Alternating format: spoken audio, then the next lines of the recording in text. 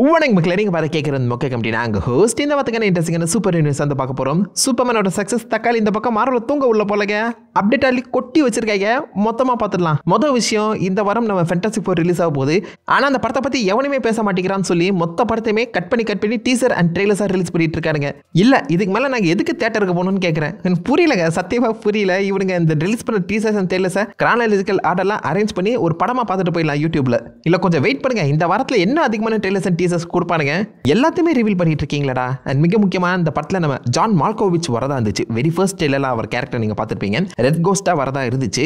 அந்த கேரக்டர் இப்போதைக்கு இந்த படத்துல இருந்து கம்ப்ளீட்டா தூக்கிட்டாங்களாங்க. இந்த படத்தோட ரன் டைம் இப்போதைக்கு 1 hour and 55 minutes கன்ஃபார்ம் ஆகிருக்கு. ரொம்பவே குட்டியான ஒரு படம். இருக்க சீனை ஏன்டா தூக்கிட்டு இருக்கீங்க? ஜான் மால்கோவிச் அமேசிங்கான ஆக்டர். அந்த சீனை வச்சா என்ன, ஏன் இப்படி பண்றாங்க சத்தியமா தெரியல. ஃபர்ஸ்ட் டெய்லரில் காமிச்சாங்க, அதுக்கப்புறம் எங்கேயுமே காமிக்கலேன்னு யோசிச்சுட்டு இருந்தேன். இப்போ அந்த கேரக்டர் மொத்தமாக தூக்கிட்டாங்களாம். அட போங்கடா. ஸ்பாய்லர்ஸ் இல்லாமல் படம் பார்க்கணும்னு ஆசைப்படுறவங்க இந்த வாரம் மார்வல் என்டர்டைன்மெண்ட் அந்த யூடியூப் சேனல் பக்கமே போயிடாதீங்க. தக்காளி மொத்தமாகவே டீசர் அண்ட் ட்ரெய்லராக கொடுத்துட்டு இருக்காருங்க. உஷாராக இருக்குங்க, அவ்வளோதான் சொல்வேன். இது பத்தாதுப்பா, இன்னும் மார்வலை பற்றி நிறைய பேரை பேச வைக்கணும் அப்படின்னு சொல்லி நம்ம கேன்ஃபைக்கே நேற்று ஒரு அதிரடியான முடிவெடுத்து மிகப்பெரிய இன்டர்வியூ கொடுத்துருக்காரு. ஏகப்பட்ட விஷயங்களை ஷேர் பண்ணியிருக்காரு. அதுக்கு ஒரு தனி வீடியோவை போடுறேன்.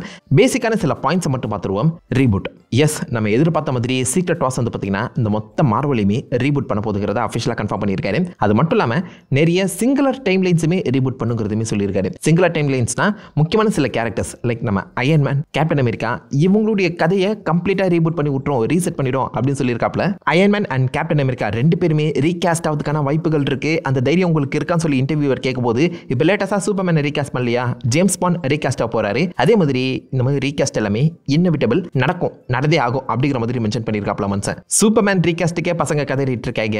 அயன்மேன், கேப்டன் அமெரிக்கா ரீகாஸ்ட் பத்திலாம் நீங்க என்ன நினைக்கிறீங்க? உங்க மைண்ட்ல டக்குன்னு என்ன தோணுதுங்கிறத கீழே காமெண்ட் பண்ணுங்க. பட் இட் இஸ் இன்னெவிட்டபிள், கண்டிப்பா நடக்குங்கிற மாதிரி சொல்லியிருக்காரு. ஸோ இண்டிவிஜுவல் டைம் லைன்ஸை சீக்ரெட் வார்ஸ் ரீபூட் பண்ணி விட்டுருமா. இது எல்லாத்தையுமே தாண்டி யங்கர் வெர்ஷன் ஆஃப் எக்ஸ்மென்ஸுமே உள்ள கூட்டிட்டு வரதுக்காக தான் அந்த பிளானே பண்ற மாதிரி சொல்றாங்க. அடுத்த சாகா மியூட்டன்ஸ் சாகாங்கிற மாதிரி சொல்லாம சொல்றாரு மனுஷன். அண்ட் ஆல்சோ மியூட்டன்ஸ் மேல அதிகமான ஃபோக்கஸ் போடுற அந்த சமயத்தில் பேக்ரவுண்ட்ல அவெஞ்சர்ஸ்க்கான ஸ்டோரியும் ஓடிட்டு இருக்குங்கிற மாதிரி மென்ஷன் பண்ணியிருக்காரு. விச் மீன்ஸ் உல்வரின் ரீசெட்டும் நடக்கிறதுக்கான வாய்ப்புகள் இருக்கான். புரியுதா? ஆல்மோஸ்ட் நம்மளுக்கு ஃபேவரட்டான நமக்கு தெரிஞ்ச எல்லா கேரக்டர்ஸுமே கம்ப்ளீட்டாக ஒரு சின்ன ரீசெட்டுக்குள்ளே அனுப்பி சீக்ரெட் வார்ஸ் மூலிமா புது கதைகள் சொல்ல ட்ரை பண்ண போகிறாங்க. அதில் ஒரு நல்ல விஷயம் என்னன்னு கேட்டிங்கன்னா, புது அயன்மேன், புது கேப்டன் அமெரிக்கா படங்கள்லாம் வரும். கெட்ட விஷயம், ஆர்டிஜே, கிறிஸ் இவான்ஸ் மாதிரியான கேரக்டர்ஸ் ரிட்டர்ன் ஆகிறதுக்கான வாய்ப்புகள் கம்மி. பட் தோர் வந்து இப்போதைக்கு அவருடைய பிரைமில் இருக்காரு. கிறிஸ்டன்ஸ் ரீகாஸ்ட்லாம் எதிர்பார்க்காதீங்க அப்படிங்கிற மாதிரி மென்ஷன் பண்ணியிருக்காரு. என் மார்க் ரஃபலோ, டாம் ஹாலண்ட் எல்லாமே ரீகாஸ்ட் ஆகிறதுக்கான வாய்ப்புகள் கம்மி. பட் ஓஜி கேரக்டர்ஸ் நிறைய பேர் ரீகாஸ்ட் ஆக போகிறாங்க. என்ன செய்யறதுன்னு தெரியலையே. அகைன் இதை பற்றி நான் உங்கள் தாத்தா மறக்காம கீழே காமிப்படுங்க. ஸ்பைடர்மேன் 4க்கான இந்த ஷூட்டிங் ஆரம்பிச்சிட்டாங்க. இந்த ஸ்பைடர்மேன் படத்தில் மைல்ஸ் மொரால்ஸை நீங்கள் எதிர்பார்க்கலாமா அப்படின்னு கேட்டிருக்காங்க. அதுக்கு கேன் ஃபைகே இந்த மைல்ஸ் மொரால்ஸோட அடுத்த படம் பியாண்ட் த ஸ்பைடர்வர்ஸ் வர வரைக்கும் மைல்ஸை நாங்கள் டச் பண்ணக்கூடாதுன்னு சொல்லி ஒரு மிக முக்கியமான ரூல் வந்து போட்டிருக்காங்க. அந்த காரணத்தினால இந்த ஸ்பைடர்மேன் 4ல நீங்கள் மைல்ஸை எதிர்பார்க்காதீங்க அப்படின்னு சொல்லியிருக்காப்ல. பட் என்ன கேட்டிங்கன்னா, சீக்ரெட் வார்ஸில் கண்டிப்பாக மைல்ஸ் வந்துருவார் தான் தோணுது. ஏன்னா காமிக்கில் 1610 யூனிவர்ஸில் இருக்க மைல்ஸை 616 கூட்டிகிட்டு வரதுக்கே சீக்ரெட் வார்ஸை தான் யூஸ் பண்ணியிருப்பாங்க. அந்த ஒரு விஷயம் சீக்ரெட் வார்ஸ் அப்போ நடக்கலாம். ஸோ அப்போ நம்ம மைல்ஸ் எதிர்பார்க்கலாமே தவிர்த்து ஸ்பைடர்மேன் 4ல மைல்ஸ் எதிர்பார்த்துறாதீங்க. அதே மாதிரி ஸ்பைடர்மேன் 4 பற்றின ஒரு பெரிய அப்டேட் கொடுத்துருக்காரு. ஒரிஜினல் ஸ்பைடர்மேன் படத்தை நீங்கள் பார்க்க போறீங்க அப்படின்னு சொல்லியிருக்காரு மனுஷன். அண்ட் ஸ்ட்ரீட் லெவல் படம் இது இருக்க போதுங்கிறதுமே கன்ஃபார்ம் பண்ணியிருக்காரு. ஃபர்ஸ்ட் மல்டிவர்ஸாக இருக்குமா அதுவாக இருக்குமான்னு சொல்லி எல்லாருமே யோசிச்சுட்டு இருக்க அந்த சமயத்தில் இப்போ ஃபைனலாக கெவின் ஃபெகேவே ஓப்பனாக சொல்லிட்டாரு, it's going to be a street level OG Spiderman படம். டெஸ்டின் டேனியல் கிரட்டன் நிறைய காமிக் ரெஃபரன்ஸ் எடுத்து வச்சிருக்காராம்.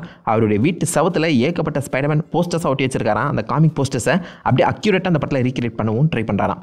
இந்த படத்தில் நம்ம பனிஷர் வரப்போகிறதையுமே கன்ஃபார்ம் பண்ணியிருக்காங்க. பனிஷர் ஸ்பைடர்மேனை கேரி பண்ணி போகிற அந்த சீக்வன்ஸ் கண்டிப்பாக எனக்கு என்னமோ படத்தில் இருக்கும் போல தாங்க ஃபீல் ஆகுது. அது செம ஐகானிக்கான சீன். அப்படியே ரீக்ரியேட் பண்ணிட்டாங்கன்னா அல்டிமேட்டாக இருக்கும். ஒரு காமிக் அக்யூரேட் ஸ்ட்ரீட் லெவல் கிரவுண்டடான ஸ்பைடர்மேனை பார்க்க போகிறோம்னு நம்புறேன். அண்ட் லேட்டஸ்ட்டாக டாம் ஹாலண்டுமே அதை தான் மென்ஷன் பண்ணியிருந்தாரு. Playing Spider-Man is like hanging out with an old pal, and I think we were really restricted with what we could do in the last movie because of COVID. We shot the entire film on stages, and now we're really going to lean into that old school filmmaking and shoot in real locations, which is why we're starting in Glasgow, and we're going to use the streets of Glasgow for this massive set piece that we're putting together.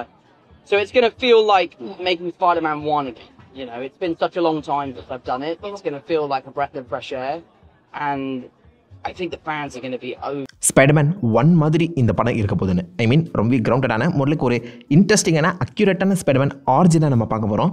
வேற லெவலில் இருக்க போது. மல்டிவர்ஸாக இருக்கும்னு நினச்சி பயந்துட்டு இருந்தேன். Finally grounded Spiderman படம். அதை பற்றி உங்கள் தச்சைக்கில் காமிப்படுங்க. And Spiderman beyond the Spiderverse அந்த படத்தை வந்து பார்த்தீங்கன்னா இப்போதைக்கு ஒரு 2 வாரம் டிலே பண்ணியிருக்காங்க. எக்ஸாக்டாக 2 வருஷம் கழிச்சு வர போதுங்க. ஸோ 2 வாரம் தான் டிலே ஆயிருக்கு, நோ ப்ராப்ளம். சிம்பிளாக சீக்ரெட் வார்ஸ்ங்கிறது மார்வலுக்குள்ள மிகப்பெரிய மாற்றங்களை கொண்டு வர போதுங்க. மாற்றங்கள் நல்லா இருக்கா இல்லை மல்டிவர்ஸ் மாதிரி இருக்க போதான்னு சொல்லி பொறுத்தது பார்ப்போம். இதோட மார்வல் அப்டேட்ஸ் முடியுது. அப்படி நம்ம டிசி சைடில் போகும்போது ஜேம்ஸ் கன்னும் சும்மா இல்லாமல் ஒரு பெரிய இன்டர்வியூ கொடுத்துருக்காரு. இன்டர்வியூவில் நம்ம ஜேம்ஸ் கன் ஃபைனலி ஹென்ரி கேவலோட எக்ஸிட்டை பற்றி பேசியிருக்காரு. ஸோ ஒரிஜினலாக பார்க்கும்போது ஹென்ரி கேவல் இந்த பிளாக் ஆடம் படத்தில் அப்பியர் ஆகிறதுக்கு முன்னாடியே டேவ் ஜாஸ்லவ் அந்த டிசி ஸ்டுடியோஸ் கூட கான்ட்ராக்ட் சைன் பண்ணி புது சூப்பர்மேன் படம் எடுக்க போகிற அந்த பேச்சுவார்த்தை எல்லாமே நடந்து முடிச்சிட்டாங்க. அதுக்கப்புறம் தான் குறுக்கால இந்த கௌஷிக் வந்தாங்கிற மாதிரி நம்ம பிளாக் ஆடாமல் நடித்த ராக் வந்து பார்த்தீங்கன்னா இந்த பவர் மொத்தத்தையும் நான் தான் எடுத்துக்க போகிறேன், நான் தான் டிசியை ரன் பண்ண போகிறேன்னு சொல்லி இஷ்டத்துக்கு ஒரு மாற்றத்தை கொண்டு வர ட்ரை பண்ணியிருக்காரு. கழகத்தை ஏற்படுத்த பார்த்துருக்காரு. ஐ மீன் ஒரிஜினலாக ஜேம்ஸ் கன் போட்ட அந்த பிளான் எல்லாமே தெரிஞ்சிருந்தும் அதை நான் மாற்ற போகிறேன், கிழிக்க போகிறேன்னு சொல்லி ராக் உள்ள போது நிறைய விஷயங்களை பார்த்தீங்கன்னா குழப்ப ட்ரை பண்ணியிருக்காராம். அதேமே ஜேம்ஸ் கன் ஓப்பனாகவே மென்ஷன் பண்ணி இதெல்லாமே நாங்கள் யோசிக்கிறதுக்கு முன்னாடி டக்கு நடந்து போச்சு, இதை நாங்கள் அந்த படம் ரிலீஸ்க்கு அப்புறம் தான் டேரெக்டாக பார்த்து புரிஞ்சுக்கிட்டு அதுக்கப்புறம் ஹென்ரி கேவல் கூட உட்காந்து பேசணும், அந்த மனுஷனும் புரிஞ்சுக்கிட்டாருன்னு சொல்லி எல்லாத்தையுமே சுமூகமாக பேசி முடிச்சிருக்காங்க. அண்ட் அதே இடத்துல அந்த பேச்சுவார்த்தை நடக்கும்போது ஹென்ரி கேவலை திரும்ப டிசிக்குள்ளே கூட்டிகிட்டு வர முடியுமான்னு சொல்லி அதுக்கான பேச்சுவார்த்தையும் பார்த்தீங்கன்னா போயிருக்கான். ஸோ ஃபியூச்சரில் நம்ம ஹென்ரி கேவல் டிசிக்குள்ளே ஒரு வித்தியாசமான ரோல் ப்ளே பண்ணலாம். சூப்பர்மேனா அப்சல்யூட் குட் கையாக பார்த்தாச்சு, அதை அப்படியே மாற்றி ஒரு இன்ஜஸ்டிஸ் வெர்ஷன் ஆஃப் சூப்பர்மேன் ஒரு கெட்டவனாகவோ இல்லை அப்சல்யூட் பேட் கை டார்க் சைடாக காமிச்சா அல்டிமேட்டாக இருக்கும்னு தோணுது. Hope it happens. ஹென்ரி கேவல் டிசிக்குள்ளே வரலாம், வந்தால் நல்லா இருக்குமா. ஜேம்ஸ் கன்னோட சூப்பர்மேன் படம் 400 பில்லியனை தாண்டி ஓடிட்டு இருக்கேன். டொமஸ்டிக்கில் சூப்பராகவே பெர்ஃபார்ம் பண்ணுதான். ஆனால் வெளிநாடுகளில் முக்கியமாக சைனா இந்தியா சைட்லலாம் இந்த பெர்ஃபார்மன்ஸ் கம்மியாக இருக்காம தான் சொல்கிறாங்க. வழக்கமாக சில படங்கள் டொமஸ்டிக்கில் தான் கேவலமாக ஓடும், வெளிநாட்டில் இன்டர்நேஷனலில் சூப்பராக ஓடும். ஆனால் இதுக்குள்ளே வார் பற்றின நிறைய விஷயங்கள் பேசியிருக்க அந்த காரணத்தினால அது வெளிநாட்டு மக்களுக்கு நிறைய பேருக்கு பிடிக்காம போயிடுச்சு போல. நிறைய ஜியோ பாலிட்டிக்ஸ் பேசியிருக்காங்களே, வழக்கமாக உலகத்தை காப்பாற்றுற மாதிரி போயிருந்தா இன்னும் ஈஸியாக இந்த நிறைய கலெக்ஷன் பண்ணியிருக்கலாம். But still it's consider to be a success movie. And இந்த வாரமும் இதே மாதிரி ஓடிச்சுன்னா 500 பில்லியனை அசால்ட்டாக தாண்டிடும். அதுதான் நம்ம WBயோட டார்கெட்டாகவும் இருந்துச்சு. இவங்க எதிர்பார்த்தது 1 பில்லியன் கிடையாது, 500 மில்லியன் தான். தாண்டி ஓடிச்சுன்னா it's going to be a profitable movie. And டிசிக்கு ஒரு அல்டிமேட்டாக ஸ்டார்ட்டாக இருக்கும். ஓடுதான்னு பார்ப்போம். வண்டர் உமனை ஃபாஸ்ட் ட்ராக் பண்ணிட்டு இருக்காங்களாம். எஸ், அடுத்த வண்டர் உமன் ட்ரீபூட்டுக்காக இப்போதைக்கு நிறைய ஸ்கிரிப்ட் ஒர்க் அங்கே போயிட்டு இருக்கு. ஜேம்ஸ் கன் கிட்டே இப்போதைக்கு ஆல்மோஸ்ட் லைக் ஒரு ஃபினிஷ்டு ஸ்கிரிப்ட்டுமே வந்திருக்க மாதிரி மென்ஷன் பண்ணியிருக்காப்ல மனுஷன். அதை தொடர்ந்து புது வண்டர் உமன் கேஸ்டிங்குமே நடத்த போகிறதாவும் சொல்லியிருக்காங்க. ஆட்ரா ஆர்ஜனா ஆல்மோஸ்ட் வண்டர் உமனை கேஸ்ட் ஆகிட்டாங்க நிறைய பேர் சொல்லிட்டு இருக்க அந்த சமயத்தில் பார்ப்போம் அஃபிஷியல் கன்ஃபர்மேஷன் கொடுக்குறாங்களா இல்லையான்னு. வண்டர் உமன் ஃபாஸ்ட் ட்ராக் ஆகிட்டு இருக்கு, குறி சீக்கிரம் அப்டேட் கிடைக்கும் நம்புறேன். ரொம்ப நாளைக்கு முன்னாடி பேன் வர்சஸ் டெஸ்ட்ரோக்குங்கிற ஒரு படம் ரெடி ஆகிட்டு இருக்கும் போது ஒரு ரூமர் கிளம்பி இருந்துச்சு. எங்கேயுமே ஜேம்ஸ் கன் அதை பற்றி பெருசாக அட்ரஸ் பண்ணல. பட் இப்போ லேட்டஸ்ட்டாக ஒரு ரூமர் படி அதுக்கான ஸ்கிரிப்டிங் ஒர்க் முடிஞ்சிச்சாம். அதை இப்போ டேரெக்டாக ஜேம்ஸ் கன் கிட்ட போய் சப்மிட் பண்ண போறதா ஒரு ரூமர் சுத்திட்டு இருக்கு. ஜேம்ஸ் கன் அப்ரூவ் பண்ணிட்டாருன்னா பேன் வெர்சஸ் டெஸ்ட்ரோக்குங்கிற அந்த படத்தோட அஃபிஷியல் டைட்டிலோ இல்லை மேபி அந்த படத்தோட அப்டேட்டோ கூடி சீக்கிரம் வரும்னு எதிர்பார்க்கப்படுது. படம் இருக்கா இல்லையானே தெரில, ஒரு ரூமரை தான் சுத்திட்டு இருக்கு. வந்தால் நல்லாயிருக்கும், பார்ப்போம். இதோட டிசி அப்டேட்ஸ் முடியுது. அப்படி நம்ம ஹாலிவுட் சைடில் போகும்போது ஹாரி பாட்டர் சீரீஸ்க்கான அஃபிஷியல் ஷூட்டிங் ஒர்க் ஆரம்பிச்சிட்டாங்க. ஃபர்ஸ்ட் லுக் அட் ஹாரி பாட்டரே கிடச்சிருக்காரு. அப்படியே எங்கர் வர்ஷன் ஆஃப் டேனியல் ராட்க்ளிஃபை பார்த்த மாதிரியே எனக்கு இருக்குங்க. ரொம்பவே எங்கே சூப்பராக இருக்காரு மனுஷன். இந்த லுக் எல்லாமே பர்ஃபெக்டாக சிங்க் ஆகிருக்கு.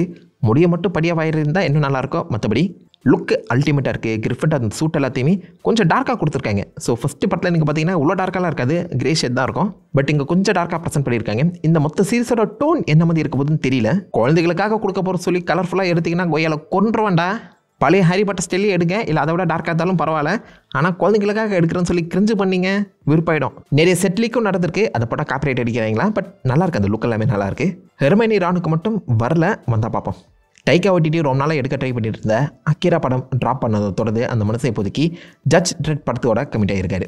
ஜட்ஜ் ட்ரெட் எத்தனை பேர் பார்த்துருக்கீங்க? செம்ம இன்ட்ரெஸ்டிங்கான ஆக்ஷன் பேக்டான ஒரு படம். காலர் படம் அந்த ரெட் ஸ்டைல் படம் சூப்பராக இருக்குங்க. யாராவது டைம் கிடைச்சா மறக்காம செக் பண்ணி பாருங்க.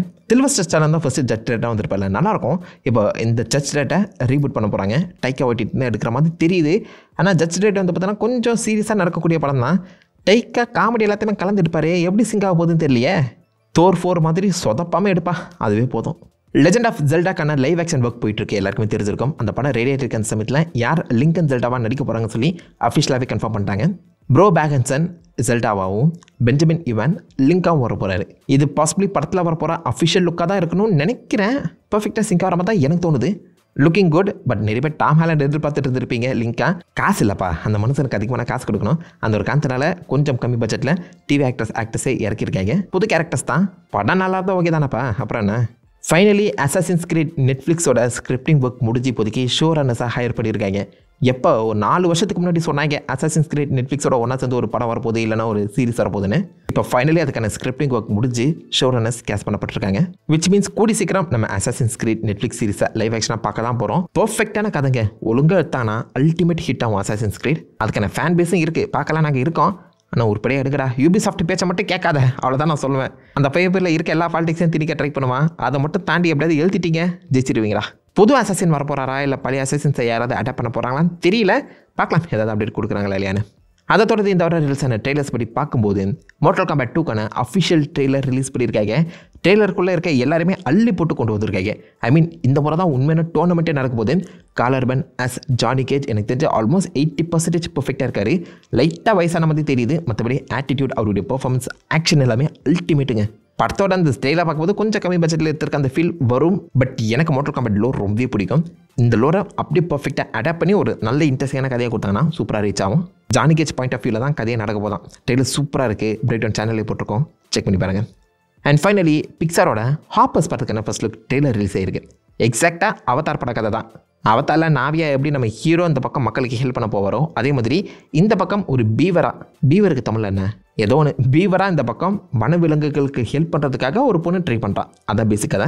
கொஞ்சம் காமிக்கலாக ஃபன்னாக தான் ப்ரெசென்ட் பண்ணியிருக்காங்க. அவதார் அளவுக்கு சீரியஸாக ஃபீல் ஆகல, ஃபன்னாக இருக்குது. எலியோட டிசாஸ்டரை தொடர்ந்து இந்த படம் ஹிட் ஆகுதா இல்லையான்னு பொறுத்தது பார்ப்போம். அண்ட் இதோட இந்த பத்துக்கு நல்ல சூப்பர் நியூஸும் முடித்த ஆல்மோஸ்ட் எல்லாத்தையுமே கவர் பண்ணிட்டேன் நினைக்கிறேன். ஏதாவது முக்கியமான அப்டேட்ஸோ டீட்டெயில்ஸோ நான் மிஸ் பண்ணி தப்பாக சொல்லியிருந்தாலோ அதை மாதிரி மேக்கில் காம் பண்ணுங்க, எல்லாருமே தெரிஞ்சுக்கிட்டோம். நான் உங்களை நல்ல ஒரு ஆசமான அப்படி எல்லாம் மீட் பண்ணிட்டு எதிர்க்கும். Have fun guys. வாட்டா.